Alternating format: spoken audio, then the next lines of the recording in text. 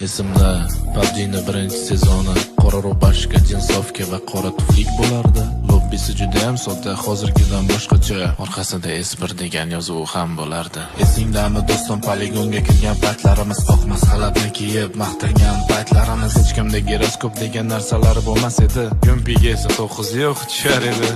Pachinki ko'chalari, 100 talab parashutlar, biz uchun bootcamp edi, shelter sosnovkalar. Hozirgilarni xabari bormi yo'qmi bilmadim. Akem va Turizm 6 ga 8x tushganim. Oldinlari donat degan narsalar hech bo'lmasdi. Kim donat qilgan bo'lsa ustidan kulishar edi. Chiqqanda birinchi bor Faraon ruletkasi deganman birinchi marta, bu endi nimasi? Yarangilda bo'lardi tungi ko'rish ko'z o'ynagi. M24 pulemyotda robdan chiqar edi. Uvozikda yotgan odamni bossa o'lmas edi.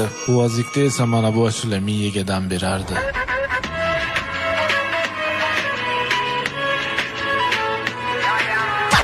Esingdami oq-qora odamlar, pattachani yo'qotib o'ynagan paytlar.